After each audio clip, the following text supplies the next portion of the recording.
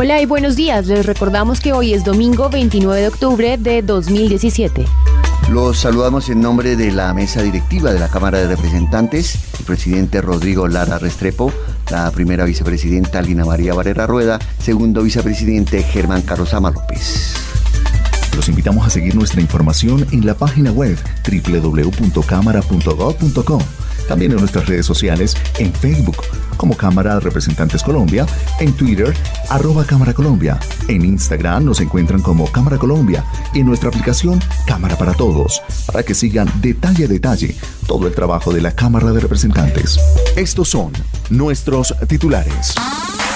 La cruda realidad de los cultivos ilícitos en Colombia.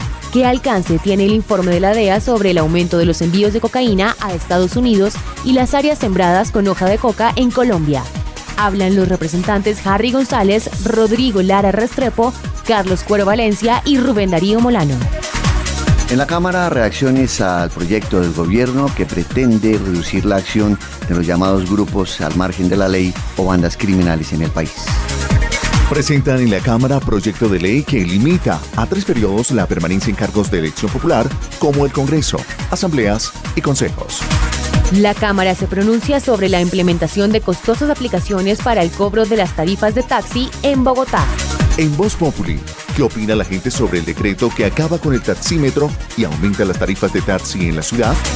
En Frecuencia Legislativa, informe especial. La urgencia de que se reforme el Código Minero. Audiencia en la Cámara. El desierto de la Tatacoa está creciendo y se roba tierras del sur del departamento del Tolima. El triste futuro de las fuentes de agua dulce en el país. De nuevo, bienvenidos. Vamos con las noticias en detalle.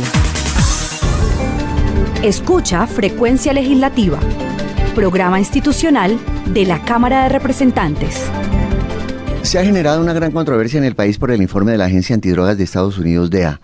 Colombia sigue en el ojo del huracán como principal productor y exportador de cocaína. Más del 90% de la cocaína que llega a ese país proviene de Colombia. Miremos la coyuntura en conjunto. El 93% de la heroína que Estados Unidos incautó en 2015 provenía de México. El cultivo de opio se ha disparado en los últimos años en ese país y suma una superficie de 32.000 hectáreas. Esto supone un potencial de producción de 81 toneladas métricas de heroína, el triple que 3 años antes. Esto en cuanto a la heroína en México. Ahora hablemos de la coca y la cocaína. Entre tanto, se estima que en Colombia están sembradas 180.000 hectáreas de hoja de coca. Los traficantes colombianos siguen siendo los grandes productores de cocaína y, según la agencia antidroga, la situación se agravará en los próximos años debido al aumento de los cultivos. Esta tendencia ha provocado fricciones entre Estados Unidos y Colombia recientemente. En septiembre, la administración de Donald Trump acusó a Bogotá de incumplir sus compromisos internacionales y advirtió que si no se frena la producción de cocaína, podría acabar por incluirles en una serie de su lista negra en su país, que según Washington no luchan lo suficiente contra la droga.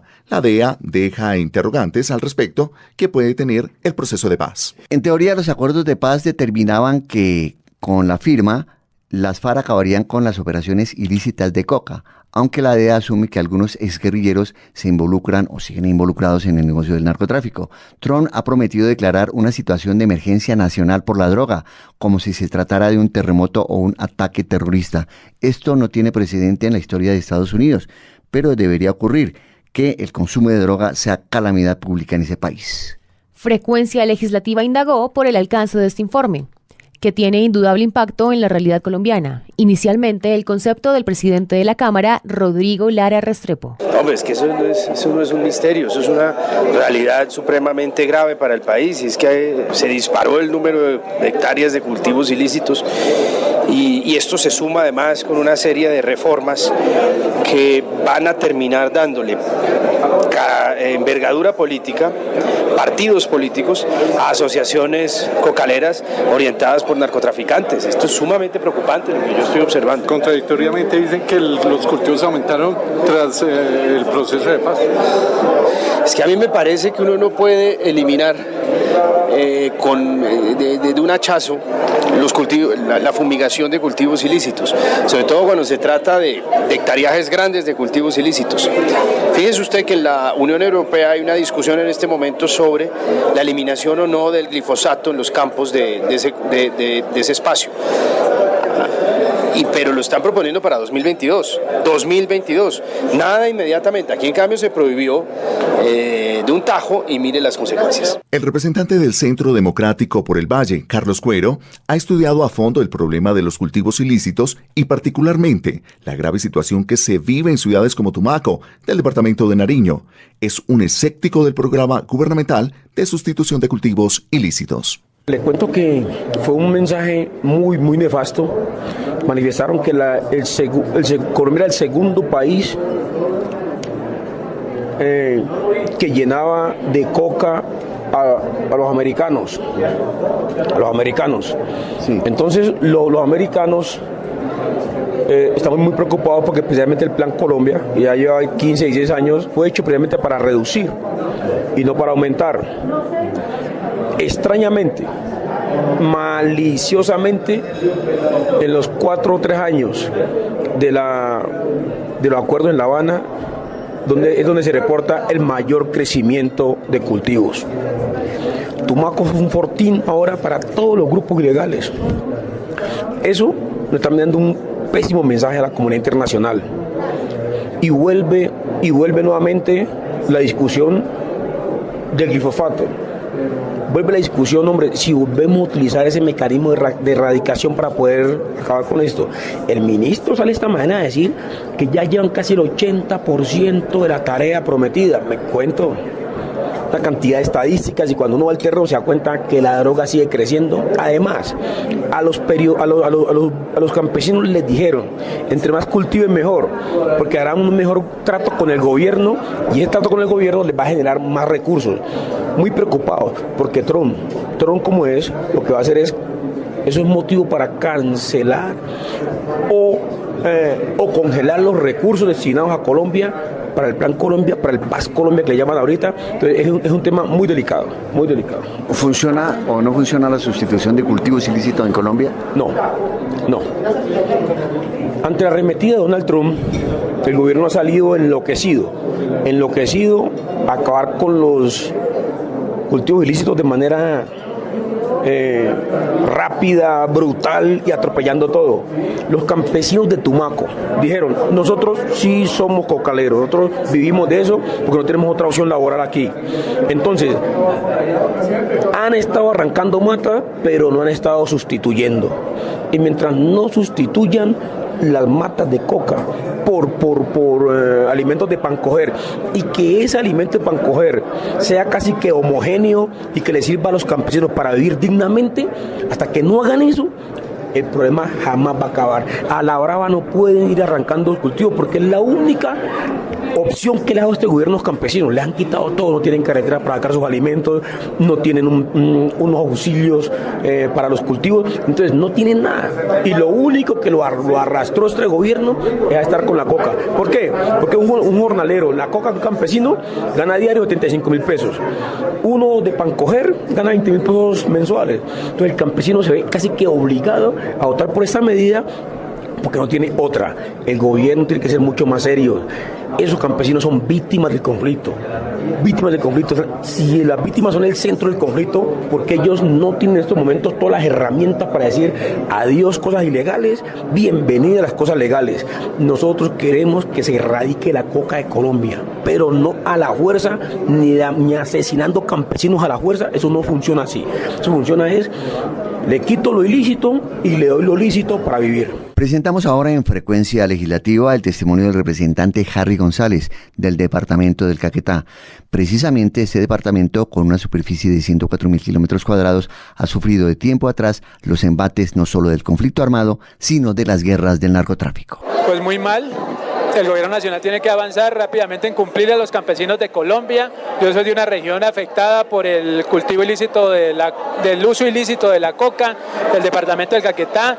He evidenciado que los campesinos en el departamento del Caquetá, los pocos campesinos que cultivan la coca, quieren dejarla, pero necesitan un compromiso del gobierno nacional que tiene que ir más allá del acuerdo de voluntades para la sustitución voluntaria, tiene que ver con entregar el dinero y aprobar los proyectos productivos para que los campesinos puedan dar el tránsito a una economía lícita. Pero además hay otros temas asociados a mejorar la calidad de vida de los campesinos que no se pueden dejar al margen. Por ejemplo, el tema de red terciaria. En el departamento de Caquetá no hay inversión de red terciaria hace 4 o 5 años. Es increíble que el gobierno nacional plantee una política de sustitución de cultivos ilícitos y recuperar las carreteras rurales de Colombia y particularmente las del departamento de Caquetá. Esto no puede dejarse a un lado, no es como que sea una cosa ajena al problema de las drogas ilícitas. Los campesinos, además de un apoyo a actividades productivas lícitas, necesitan una vía digna para poder comercializar los productos y necesitan educación, salud, vivienda, agua potable, energía eléctrica. Los campesinos hay que priorizarlos. De lo contrario, muchos de ellos se van a ver obligados a seguir acudiendo al sustento de la coca como un mecanismo para buscar seguridad alimentaria para ellos y sus familias. Rubén Darío Paredes, representante a la Cámara de Cundinamarca por el Centro Democrático, admite que la forma como se negoció el acuerdo de paz dejó puntos sin cerrar en el tema del narcotráfico y esta coyuntura molesta hoy de manera preocupante a Estados Unidos. Tristemente lo voy a decir, eso no hace sino confirmar lo que hemos venido diciendo desde el Centro Democrático, inclusive en la misma campaña que lideramos del no en el plebiscito. Las FARC es el cartel más importante de droga que hay en el mundo. Eso lo ha dicho The Economist, lo ha dicho todo el mundo. Y aquí no quisieron creer en eso. Por el contrario, este gobierno le eliminó la expersión aérea, introdujo en los acuerdos de La Habana unos elementos que francamente son contraproducentes frente al problema que tenemos hoy, al establecer la erradicación voluntaria, al crear un plan de sustitución que no tiene presupuesto ni tiene recursos para eso. Y eso ha terminado estimulando los cultivos, estimulando la producción de cocaína y tristemente convirtiéndonos hoy nuevamente en la primera potencia exportadora de cocaína y productora de coca del mundo. Nosotros lo señalamos con anterioridad y creemos que este gobierno continúa equivocándose grandemente en esa materia. Si ustedes miran lo que pasó hace unos días en Tumaco, si miran los resultados del plan de erradicación voluntaria y los comparan versus el plan de erradicación forzosa, ustedes se van a dar cuenta que vamos a fracasar en esa política. Aquí en Colombia, lo que hay que hacer como primera medida es desvincular totalmente al narcotráfico de los delitos políticos para que siga siendo un delito autónomo, para que sobre ese delito siga habiendo extradición y para que el gobierno haga un ejercicio con toda sinceridad de hacer el proceso de erradicación, inclusive si hay necesidad volviendo a la expersión aérea como un mecanismo central para el control de eso.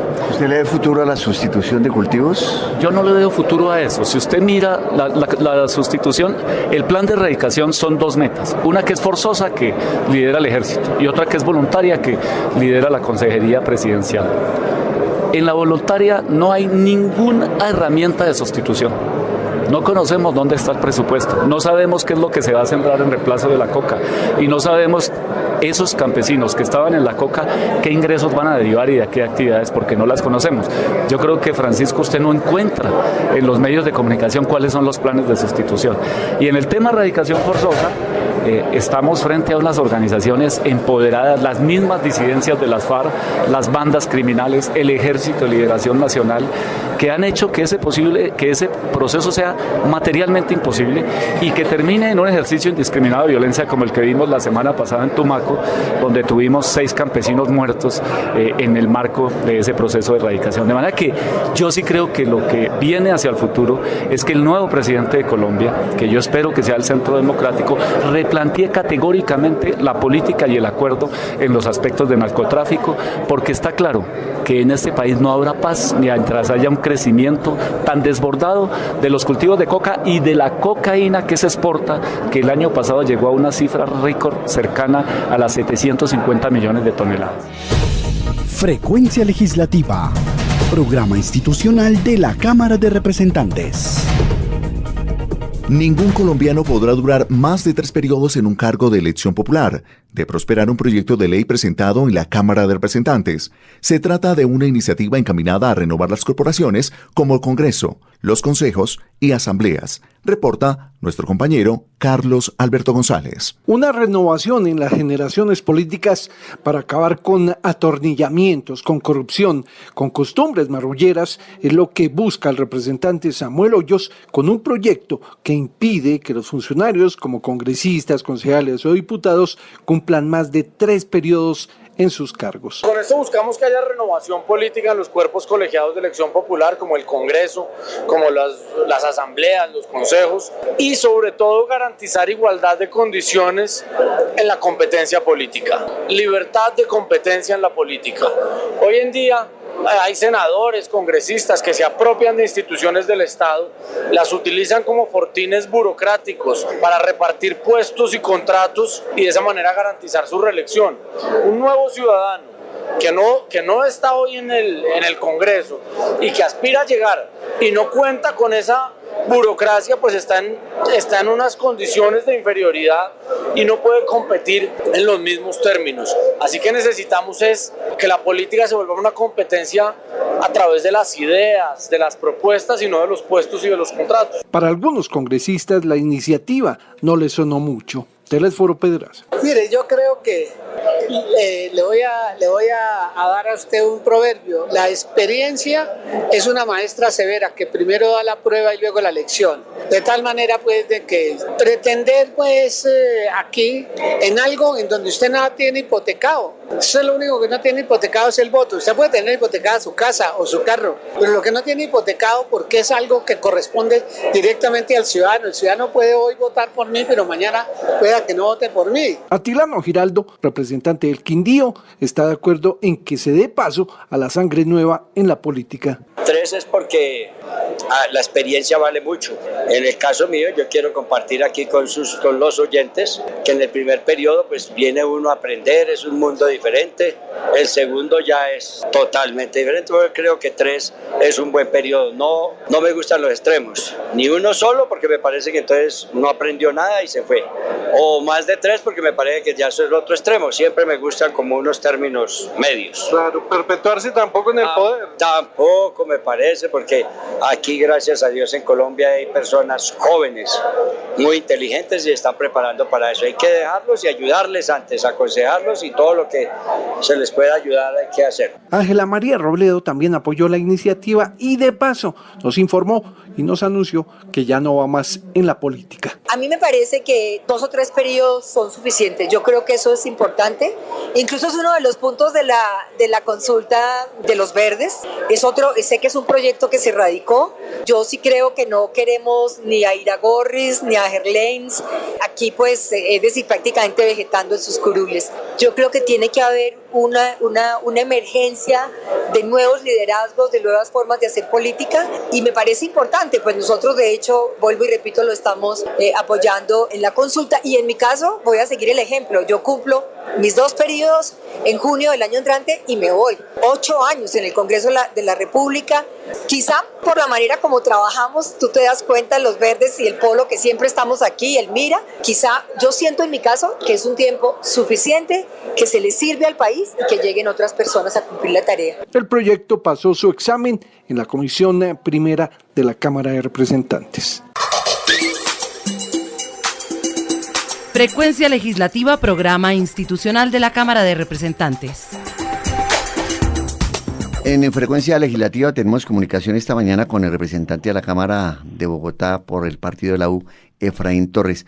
A propósito de las iniciativas que ha llevado el gobierno al Congreso en cuanto tiene que ver con el pretendido sometimiento de las organizaciones al margen de la ley, las bandas criminales y también la despenalización de algunas normas que castigan a los pequeños cultivadores, quienes trabajan en cultivos ilícitos. Gracias, representante Torres, por atender esta llamada. Buenos días. Francisco, muy buenos días, un gusto saludarlo a usted, a toda la mesa de trabajo y a todos los oyentes. Así es, el ministro de Justicia, conjuntamente con el vicepresidente de la República, el fiscal general de la Nación, radicó un proyecto de ley el día de ayer en la Secretaría General de la Cámara de Representantes, en el Senado de la República, para poder modificar el Código Penal y el del procedimiento penal para poder someter a estas bandas criminales, las famosas llamadas grupos armados organizados y los grupos delincuenciales organizados. Yo creo que aparte de la guerrilla, el ELN, la guerrilla de la FARC, se ha vuelto un gran problema de seguridad de estos grupos armados, estas bandas criminales como el clan Úsuga, los puntilleros, los pelusos, que se han dedicado notablemente a la delincuencia común, a la extorsión, al narcotráfico, y esto pues no garantiza para nada una paz estable y duradera. Entonces yo creo que también, así como tuvieron la oportunidad las guerrillas de la FARC y de pronto la tendrán el ELN frente a un futuro proceso de negociación, deben buscar unas leyes inmediatas, no unas leyes para que se aplique una justicia especial para someter a este grupo de armados, pero sí algún tipo de beneficios para tratar de recibir toda la información y acabar con estos grupos armados al margen de la ley. ¿Alcanzan los tiempos y existen o son confiables las mecánicas para que esto prospere y se reduzcan los índices de criminalidad? Hay que ver si este proyecto se radicó por la vía del fast track, pero tiene que hacer todo el curso en el Congreso de la República, que demore lo que tenga que demorar, pero es un mecanismo que el Estado y la justicia necesita para poder aplicar inmediatamente y someter a estas bandas criminales que tanto daño nos han hecho. Mire cómo ha subido el tema de los cultivos ilícitos, del narcotráfico, de todas aquellas personas disidentes de la guerrilla de la FARC que se han dedicado a la delincuencia, y esto de cierta manera, Francisco, va a opacar todo el proceso de paz y todo el proceso que a futuro se viene con el ELN. Yo creo que esto es un gran porcentaje de gente que viene cometiendo delitos en nuestro país, y debe haber alguna figura en la justicia que deba garantizar poder atrapar a este grupo delincuenciales y de verdad que paguen por todos los delitos que han cometido. Precisamente, doctor Torres, ¿se le está saliendo de las manos al gobierno el control del orden público? No es que se esté saliendo, esto ya se venía a venir. Obviamente, si hay un proceso de paz, no el 100% de las personas miembros de la FARC van a acatar desmovilizarse. Hay un grupo de disidentes como el clan Úsuga, el clan del Golfo, los puntilleros, los pelusos, que se han dedicado al tema del narcotráfico y de la extorsión aquí en Colombia. Y este es un mecanismo más para someter a través de la justicia a estos grupos. Obviamente que hay que ser mucho más contundente con la fuerza pública para, a través de la inteligencia, acabar con estas bandas criminales. Doctor Torres, muchas gracias por acompañarnos hoy en Frecuencia Legislativa a través de la Radio Nacional de Colombia. Gracias a usted, Francisco. Es Efraín Torres Monsalvo, representante a la Cámara de Bogotá por el Partido de la U. Estamos en tu radio. Somos Frecuencia Legislativa. El Congreso de la República se ha preocupado permanentemente por defender los derechos de las personas en condición de discapacidad. En esta oportunidad se trata de garantizar los derechos jurídicos de esas personas y particularmente de que se respete su derecho a la expresión. Juan Carlos Ortiz con los detalles. Así es, Francisco, compañeros y oyentes de Frecuencia Legislativa. Les cuento que en la Comisión Primera de la Cámara de Representantes se viene discutiendo una iniciativa legislativa que beneficiará a la población con discapacidad del país. El proyecto de ley establece medidas para garantizar la capacidad legal plena de las personas con discapacidad mental y psicosocial mayores de edad. A la vez, brinda apoyos para que estas personas puedan ejercer este derecho. Algunos de estos apoyos, como intérpretes, guías intérpretes y dispositivos tecnológicos, buscan favorecer la comunicación y comprensión de la información. Pero, ¿qué lograrían las personas con discapacidad mental con este proyecto? Juan Pablo Salazar, presidente del Consejo Nacional de Discapacidad. Que las personas con discapacidad intelectual y psicosocial no tengan muerte civil a la hora de estar interdictos, sino que el Estado le dé los apoyos para que puedan tener un contrato, una cuenta en un banco, votar, casarse y tener todos los derechos. Julio Carlos Velázquez. Para afectar lo que es el proyecto de ley, me parece muy importante, porque pienso que las personas en situación de discapacidad que tienen problemas mentales también tienen derecho a salir adelante, tienen derecho a tener una familia como la tengo yo. Yo tengo una hija de 6 años, entonces ya yo me veo como realizado un poquito en la vida. Pero, ¿qué le falta a este proyecto de ley para avanzar satisfactoriamente? El representante de la Cámara por Bogotá del Partido Conservador, Telésforo Pedraza. Naturalmente, uno tiene que tener en cuenta que lo importante es el buen éxito y el buen resultado de una iniciativa legislativa, porque usted sabe que con esto hay que reformar el Código Civil. Si bien es cierto que hay una convención, no menos cierto es que la convención, de alguna manera, al tratar de desarrollar este tema, tiene que desarrollarlo teniendo en cuenta igualmente la legislación colombiana. Lo que hay es que sacar unas iniciativas que tengan peso jurídico, soporte jurídico, y no que mañana, después de ser aprobadas, entonces vengan las demandas. Esta iniciativa se propone en el marco del cumplimiento de los compromisos que adquirió Colombia al ratificar la Convención de Naciones Unidas de los Derechos de las Personas con Discapacidad en 2009. Escucha Frecuencia Legislativa, programa institucional de la Cámara de Representantes. Bueno, y ya casi llega diciembre. Bueno, Carolina, por ahora noviembre, ¿no? Ya se está acabando octubre, vamos con nuestra habitual pausa musical, nuestro homenaje a la música colombiana. Compañeros, pues para este domingo tenemos Cumbia del Caribe de los Melódicos. Del maestro Edmundo Arias.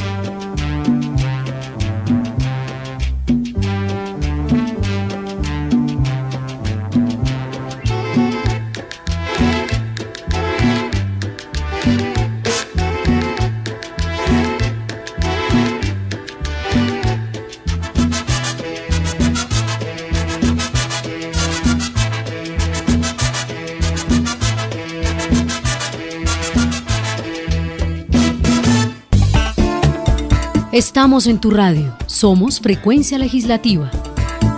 Seguimos en Frecuencia Legislativa. Hablemos ahora de los colombianos en el exterior. Saludamos a José Vicente Mogollón. Continuamos en el programa Frecuencia Legislativa y nos encontramos con la representante a la Cámara por los colombianos en el exterior, Ana Paola Agudelo, del Partido Mira. Doctora, muy buenos días. Hoy es un domingo muy caluroso, un domingo del cual nos vamos a salir un poquito del mapa colombiano y nos vamos a buscar a los colombianos en el exterior. ¿Dónde los encontramos? En realidad en todas partes del mundo, donde uno quiera que vaya, tiene la fortuna de encontrarse con un paisano, con un amigo, con un colombiano. En su mayoría, desde luego, están en Estados Unidos, en España. En Venezuela ha disminuido el número a raíz de la situación que vive el país y, por supuesto, pues los países de frontera son un lugar de fácil acceso para el colombiano emigrar. ¿Qué hemos hecho últimamente por los colombianos que tenemos en el exterior? Ha sido un trabajo arduo desde el Congreso de la República, tenemos resultados palpables, han sido estos años de dedicación, primero para visibilizarlos a ellos dentro del colectivo colombiano, dentro de los ministerios, las instituciones, por el olvido que hemos tenido todos estos años. Hoy en día, por ejemplo, los colombianos en el exterior pueden ahorrar a través del Fondo Nacional del Ahorro y pueden pedir un crédito para vivienda.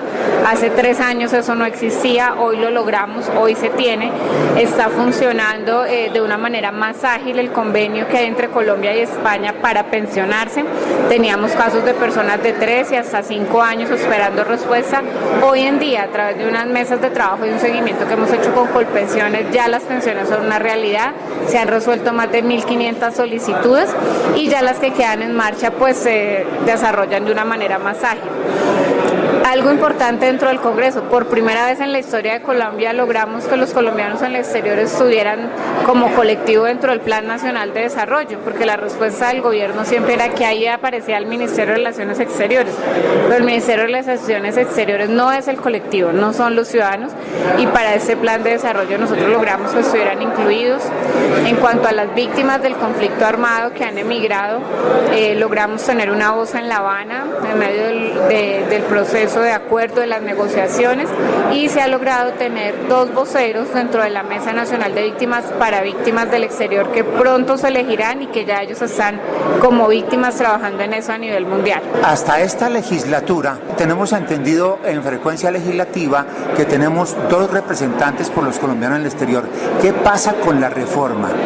Bueno, en el equilibrio de poderes, desafortunadamente, este Congreso de la República no entendió en su momento la importancia de los colombianos en el exterior. El Estado colombiano desconoció cuál es el aporte de ellos y quitó una de esas curules para dársela a los raizales de San Andrés. Eso significa que a partir del año 2018 los colombianos en el exterior solo podrán escoger un representante y no 2 como en este periodo. La representante Clara Rojas reflejó la inquietud del Congreso por la situación que se presenta en Bogotá por las protestas de los taxistas y los paros que afectan la movilidad y la productividad de la capital. Frecuencia Legislativa consultó su opinión sobre las medidas del gobierno distrital relacionadas con las nuevas tarifas del servicio y el cobro por la modalidad de aplicaciones tecnológicas. Pues realmente muy preocupados porque realmente Bogotá es una ciudad que necesita gran movilidad, gran facilidad para que la gente pueda ir a su trabajo y sin duda el grupo de los taxistas es fundamental. Entonces yo creo que en esta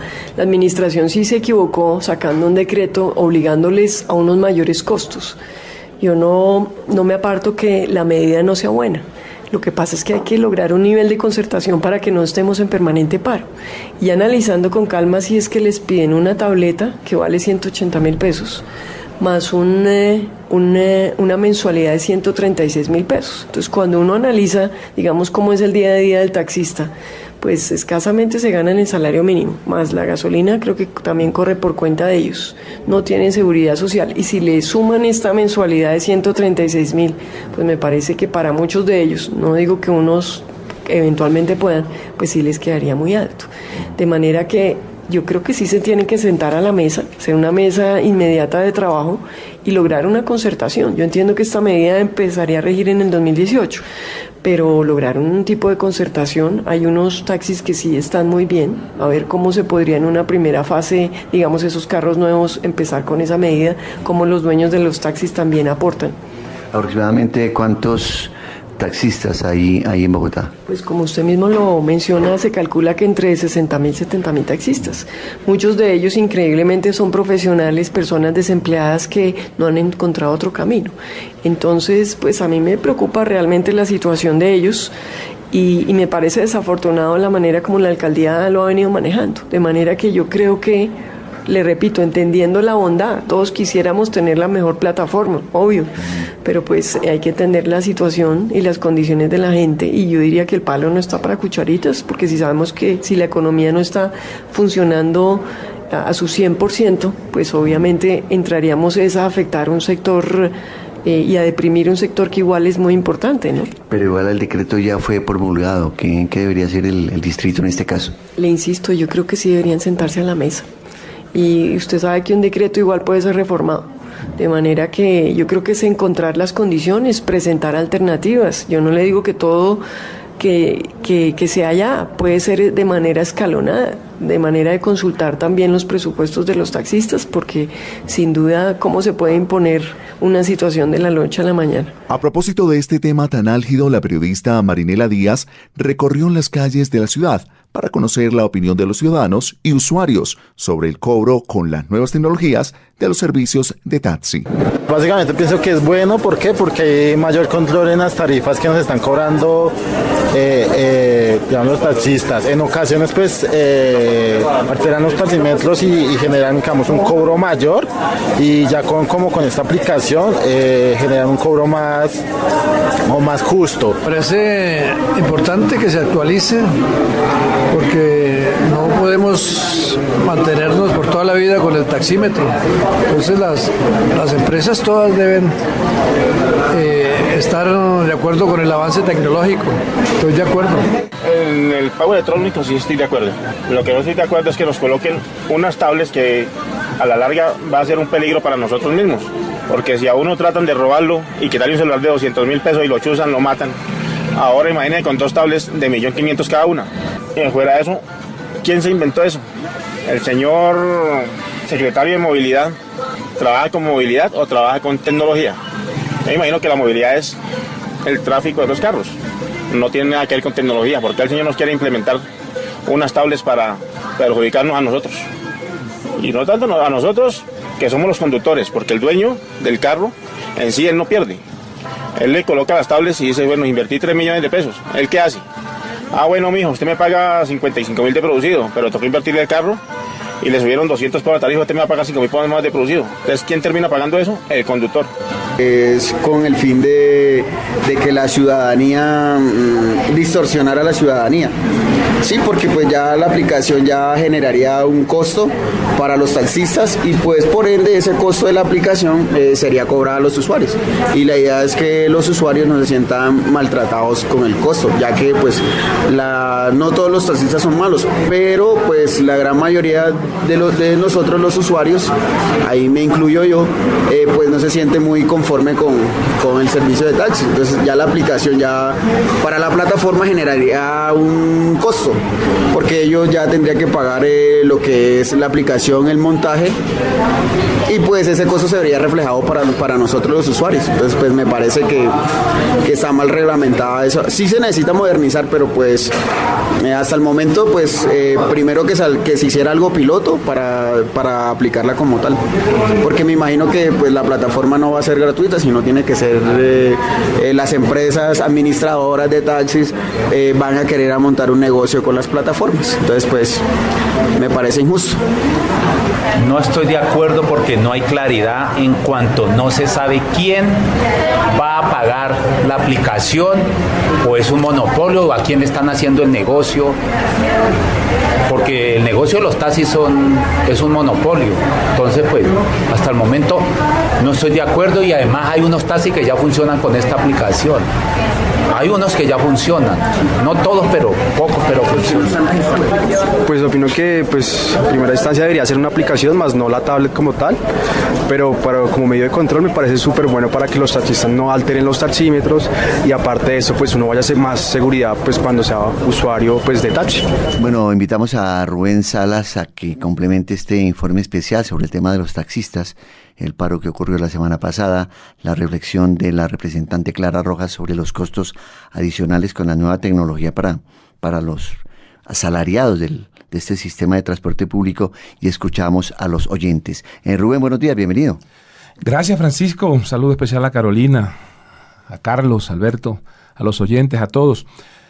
De verdad que este tema es bastante recurrente, Francisco. Durante los últimos años hemos visto que los taxistas de Bogotá, particularmente en Bogotá, yo creo que en el resto del país casi no ocurre esto, han venido como tomando esta vía de hecho, una vía de hecho que a uno ya como que no le sirve a la ciudadanía, no le sirve a ellos mismos.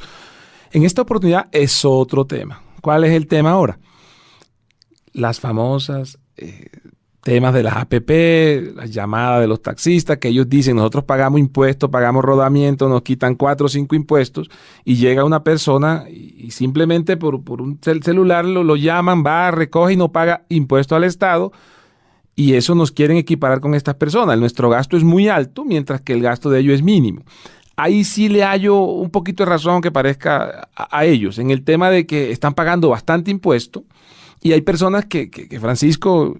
Caro Carlos, me parece que es exagerado que llegan unos carros, tú pides ahora un Uber y están llegando unos carros viejos, unos carros que no prestan un buen servicio, uno dice, caramba, entonces, ¿dónde está esto? En ese punto estoy de acuerdo, pero no estoy de acuerdo, Francisco, en el tema de que tengan que tomar vías de hecho. Sí. Imagínese usted, me gustó un artículo que escribió un compañero, un periodista, Hugo Parra, en El Tiempo. Él decía, mire, se están gastando en un paro de taxis o en algo 46.800 horas laborales de una ciudad. Sí, el informe del Tiempo. Qué lindo informe, me pareció, Francisco. Qué impacto, ¿no? Qué impacto. Y él decía, mira, esto equivale a un dineral, 250 millones por hora. Fortuna, sí. Es una fortuna, 1.100 millones en un día. Y de Ñapa Fenalco le dice a los taxistas, señores, con este paro, ¿sabe cuánto? El 20% se bajó las ventas en Bogotá. Claro. Entonces le estamos afectando, Francisco, es a la gente que necesita trabajar, a la gente que trabaja. Y como dicen aquí en Bogotá algunos de los directivos, que me pareció, exigir derechos no es excusa para atropellar los derechos de otros. De los demás, de ninguna manera. Esperemos que la Secretaría de Movilidad y la Alcaldía, en cabeza del doctor Peñalosa, dialogue con los taxistas. Es mejor el diálogo que la vía de hecho. Rubén, gracias. A usted, Francisco. En Frecuencia Legislativa, informe especial. Y en el informe de este domingo, la crisis de la minería en Colombia. ¿Qué será lo que busca el minero en la oscuridad de la mina? ¿Qué será lo que busca el minero en la oscuridad de la mina? La muerte rápido lenta o su esperanza perdida. La muerte rápido lenta o su esperanza perdida. ¿Acaso busca ilusiones y solo encuentra quimeras? El desierto de la Tatacoa, localizado en el departamento del Huila y denominado así por los españoles, curiosamente por la presencia de serpientes cascabel, fue hace siglos un jardín lleno de flores y árboles que se convirtió en un bosque seco tropical. Es la segunda zona árida más extensa de Colombia después de la península de La Guajira. Ocupa 330 kilómetros cuadrados de tierra de color ocre y gris, adornados con cactus. Pues bien, merced al cambio climático y a la decidida del Estado, el desierto de la Tatacoa está creciendo como un animal gigante y se está comiendo literalmente fragmentos de tierra del sur del departamento del Tolima. Esta denuncia fue hecha durante la audiencia sobre reformas al Código Minero que se cumplió en el Salón Boyacá a instancia de los representantes Luciano Grisales y Víctor Correa Vélez. Asistieron los biólogos, los ambientalistas, los mineros, pero nunca llegaron los funcionarios del gobierno. El debate se da en momentos en que la Contraloría General de la República dibuja un sombrío panorama ambiental en el que se advierte que más del 80% de la explotación minera en el país es ilegal. Para el representante del Polo Democrático por Antioquia, Víctor Correa Vélez, la reforma al Código Minero es inaplazable. Lo primero es que sí es necesario. Nosotros hemos visto un gobierno que ha estado ausente de este debate, que quiere mantener una política minera que a todas luces muestra estar equivocada, que ha profundizado los conflictos territoriales, que ha puesto a las comunidades a confrontarse entre ellas, que ha favorecido grandes intereses económicos por fuera de los intereses de la gente que históricamente ha habitado los territorios, que ha favorecido la construcción de una realidad minera que ha devastado muchos ecosistemas en nuestro país. Esta política minera tiene que ser transformada para poder garantizar el derecho que tienen las comunidades a participar y a decidir, para poder garantizar que los beneficios de la minería que se realice se repartan de manera justa y equitativa entre la gente que habita los territorios. Esta reforma tiene que garantizar además que se bloquean todas las posiciones dominantes que han permitido la violación violación sistemática de los derechos humanos. Tiene que permitir que se privilegie en los distintos territorios también las prácticas de conservación de aquellos recursos no renovables y de nuestros ecosistemas. En términos generales, lo que pretendemos con esta política, con esta modificación del Código de Minas, es responderle a esos conflictos que hoy son realidad. No es gratuito, y hay que entenderlo así, no es gratuito que las comunidades estén saliendo a hacer consultas para decirle no a la minería. No es gratuito que las comunidades de pequeños mineros ancestrales y mineros artesanales en muchos territorios se estén movilizando en contra de la imposición de los títulos que han realizado sobre grandes multinacionales. Eso no es gratuito, eso es muestra de una política minera fracasada que requiere una reformulación. En eso estamos trabajando. ¿Cómo darle dientes a las manifestaciones de la gente en el sentido que en las consultas dicen no estamos de acuerdo, pero el gobierno dice que no hay herramientas jurídicas para aplicar eso? Mira, pues la herramienta jurídica más grande es la Constitución Política Colombiana. Nuestra democracia es una democracia participativa que reconoce los mecanismos de participación ciudadana. Además, es una Constitución que le da a los territorios la potestad de definir sobre lo que ocurre en ellos, a sus consejos municipales la obligación de proteger los ecosistemas, el medio ambiente y de ordenar su territorio. Esa es la mayor garantía jurídica que existe. Lo que pasa es que aquí impusieron normas inconstitucionales durante muchísimo tiempo en donde decían que los territorios no tenían voz, no tenían posibilidad de definir qué ocurría en ellos.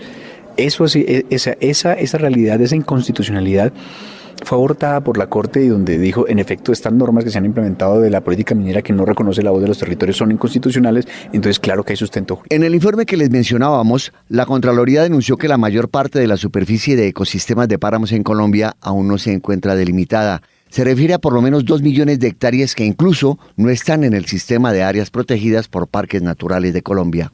Por eso, durante el debate en la Cámara, Renzo García Parra, un ambientalista que es vocero del Comité Ambiental para la Defensa de la Vida en el departamento del Tolima, prendió las alarmas. Denunció, como mencionábamos, el insólito crecimiento del desierto de la Tatacoa, pero también el agotamiento de las fuentes de agua dulce, la erosión de vastos territorios y el deterioro permanente del ecosistema en el país. Bueno, lo que nosotros estamos un poco solicitando como comunidad es que la reforma del Código Minero tiene que estar enmarcada en los preceptos constitucionales, y que justamente la Constitución del año de 1991 es una constitución ecológica que aboga por preservar el patrimonio ecológico y cultural de todos los colombianos, que esas actividades tienen que tener en cuenta que hoy en día la sociedad planetaria está enfrentando problemas como el cambio climático, la pérdida de biodiversidad, la contaminación de suelos, agua y aire, la pérdida de agua dulce, que no puede permitirnos seguir actuando de esa manera, porque vamos a poner en riesgo los derechos al ambiente sano de las presentes y futuras generaciones. Consideramos que es necesario que, además del Código de Minas, que esa nueva reforma tenga y avale las consultas populares, la participación de la ciudadanía y el control político que esas pueden hacer frente a las instancias públicas del Estado, en la medida en que no estamos en una dictadura minera, sino que estamos en un Estado social de derecho. Señor García, usted que es biólogo, ¿qué opina de la reciente afirmación de la Contraloría General, dramática en el sentido de que más del 80% de la minería en Colombia es ilegal? Esa minería está teniendo unos impactos muy altos en términos ambientales, lo que tiene que ver con contaminación de suelos, agua y aire, deforestación y demás. Incluso recientemente salió un estudio en donde se determina que en la cuenca amazónica de Brasil esas actividades están generando el 10% de toda la deforestación de la principal cuenca hídrica de todo el planeta. Consideramos que justamente aquí hay que hacer una causa común, que tenemos que aprender a juntarnos toda la ciudadanía, todos los sectores públicos, oficiales, institucionales e incluso privados, para que entre todos y todas podamos defender el derecho colectivo al ambiente sano y fundamentalmente el agua, que es el bien común natural más indispensable para la vida. En el Tolima, ¿qué puntos críticos o qué punto crítico hay en materia de deforestación? En términos de deforestación, estamos viendo cómo está avanzando por el lado del Huila hacia el sur del Tolima el desierto de la Tatacoa, también producto de la imposición o el desarrollo más bien de actividades agrícolas o pecuarias que tienen unos impactos negativos frente a los ecosistemas, que están depredando por completo los bienes y servicios ambientales de esos territorios, que están arrasando con los pocos bosques secos tropicales que hay en la región, y creemos que indiscutiblemente hay que también mirar cómo entre todos paramos esas actividades. Las víctimas de la tragedia ambiental en Colombia somos todos, pero hay quienes son lacerados diariamente por los abusos de los explotadores, los privilegios a las compañías multinacionales y una legislación endeble que desprotege a las comunidades en el territorio. Sí, hablamos de las comunidades indígenas. Con su rostro atezado por el sol de todos los días y el atuendo característico de los cenúes de las inmediaciones de Cáceres en Antioquia, llegó al Salón Boyacá Benito Santero Suárez. ¿Cómo se enfrentan ellos al drama ambiental de Colombia? Tengo al municipio de Cáceres, líder indígena de las comunidades indígenas. En el municipio de Cáceres vemos 10 comunidades, entre los municipios Zaragoza, Bagre, Caucasia y Cáceres habemos 42 comunidades indígenas del pueblo zenú. ¿Toda la vida dedicado a la minería? Nosotros trabajamos la minería artesanal, pero no de continuo. Nosotros trabajamos la agricultura y trabajamos la minería. ¿Cómo la utilizamos? Cuando necesitamos comprar las cosas, necesitamos organizar algo, vamos y barriqueamos. Del resto, nos dedicamos a la agricultura, nos dedicamos a los quehaceres de las comunidades indígenas. ¿Y actualmente cómo son las condiciones para trabajar en minería en esa zona de Antioquia? Bueno, en estos momentos, hermanos, nos sentimos un poco, digamos, como bastante perjudicados, porque es que lo que yo estaba diciendo ahorita aquí según lo que está sucediendo en Cáceres y en el Bajo Cauca, es que hay una reserva y a nosotros nunca se nos pudo legalizar jurídicamente para nosotros tener los territorios, los campesinos también y todos los que estamos allí. Pero las multinacionales ahora resultan con títulos mineros. Entonces nosotros nos sentimos como excluidos de ahí. ¿Por qué? Porque a nosotros no se nos ha hecho una consulta, no se nos ha llamado de pronto, no se nos ha hecho una socialización y ahí nos sentimos bastante perjudicados. ¿Qué tipo de productos se explotan en esas tierras, en esa región? Nosotros, por ejemplo, literalmente trabajamos la agricultura con el maíz, el arroz, la yuca, el ñame, todo lo ancestral. Ya estamos explotando, por ejemplo, el bareque, como ya le dije, y eso solamente. ¿Y en minería? Hablando del sector indígena, ¿ya? Sí. Hay mineros que usted sabe que ya tienen retroexcavadora, otros que tienen... ¿Buscan oro? Sí, buscan oro, otros que tienen sus motores pequeños de 3 caballitos, y bueno, y de eso se sostiene. Pero nosotros, la parte técnica, no solamente nos enfocamos en eso. Y nosotros, de hecho, siempre nos hemos perfilado en mantener el ambiente bien, o sea, controlar eso, no talar los árboles. Y de hecho, yo creo que en Colombia, donde están los recuerdos indígenas, es donde están las reservas, más especies, donde hay de todas especies, animales, de todas las clases que usted quiera buscar. Entonces, no sé si en ese espacio nosotros, como le digo, ahí es donde nos sentimos bastante excluidos. En el Congreso de la República seguramente habrá nuevas audiencias para lograr que por fin se modifique el llamado Código Minero. Dolorosamente, este drama ambiental no es tema de campaña política. El desierto de la Tatacoa seguirá creciendo, las licencias continuarán favoreciendo a las multinacionales y las fuentes de agua se irán agotando. Y cobra vigencia aquí la famosa frase de hace años cuando el aspecto ambiental fue abordado de lleno por las Naciones Unidas.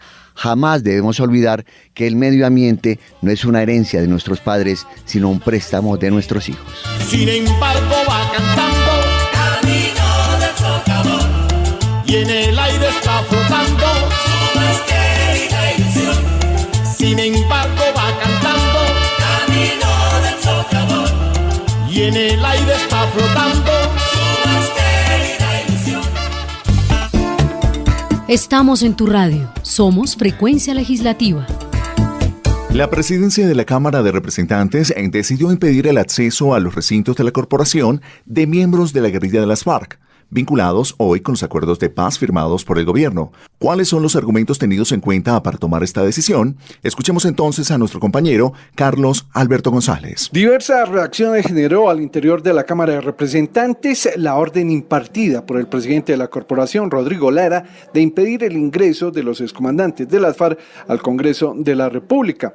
La representante por Bogotá, Olga Lucía Velázquez, dijo que es incoherente que tras la firma del acuerdo de paz, los jefes negociadores negociadores de las FARC no puedan participar de los debates políticos. Yo estoy de acuerdo en que puedan asistir a los escenarios donde vayan a deliberar sobre el acuerdo de paz, porque finalmente es un punto también del acuerdo donde dice que tienen que socializar, que tienen que capacitar, y bueno, y si los eventos se han programado en el Congreso, pues evidentemente si forman parte de la agenda se deben, sino que no se programen en el Congreso. Es que aquí la solicitud no se le debió haber hecho a las FARC, sino a los congresistas que programan los eventos aquí en el Congreso. Oiga, aquí usted quiere programar un evento de paz, no lo haga acá, hágalo en otro lado. Entonces, esa es la realidad. Santiago Valencia, del Centro Democrático, reiteró que estos no pueden llegar al Congreso sin haber pagado sus crímenes. Nosotros no podemos entrar en ese juego de premiarlos sin que paguen por los crímenes que han cometido. Para el representante de Santander, Edgar Gómez Román, es comprensible que los miembros de las desmovilizadas FARC asistan a foros y discusiones en pro de la pedagogía del acuerdo de paz. ¿Usted cómo les prohíbe la locomoción? ¿Es que el Congreso es privado? No, el Congreso no es privado, el Congreso hace parte del territorio nacional. Ellos no podrán estar debatiendo ni podrán, pero ¿de qué manera usted le puede prohibir? Usted senta al lado de Santrich en un debate, en una audiencia. Es que mientras esté, de hecho hoy estoy con uno, no le sé el nombre, pero ahí enseguida en mi pupitre está un señor de los que representa la vocería de la FARC. A mí eso no me incomoda. O sea, ¿para qué hicimos la paz? ¿A qué estamos pretendiendo hacer la paz? Entonces devuélvanlos para el monte para que sigan matando gente. Por su parte, el ministro del Interior, Guillermo Rivera, cuestionó esta decisión y recalcó que la reincorporación de las FARC a la vida política forma parte de los acuerdos. Pues me parece que es una decisión exagerada. No hay razón para negar el ingreso de unas personas que ya se reincorporaron a la vida civil, que ya se desarmaron. El propósito del acuerdo de paz era cambiar las balas por los votos. Así que prohibir el ingreso de personas que ya se reincorporaron, que se desarmaron, que van a hacer política, pues me parece que es un acto de exageración. La presencia de voceros de las FARC en el legislativo ha generado enfrentamientos e inconformismo por parte de algunos congresistas que exigen castigo antes de que estos señores lleguen a ocupar curules en el Congreso. Y llegamos al final de Frecuencia Legislativa. Bien, un cordial saludo de nuevo y les deseamos un feliz domingo a nombre de la mesa directiva de la Cámara de Representantes, el presidente Rodrigo Lara Restrepo, la primera vicepresidenta Lina María Barrera Rueda y el segundo vicepresidente Germán Carlos Ama López. La mejor energía para todos nuestros oyentes que domingo a domingo nos sintonizan. Nos vemos el próximo sábado, 6:30 de la mañana en Frecuencia Legislativa, originando la 95.9 de la Radio Nacional de Colombia para todo el país. Hasta pronto.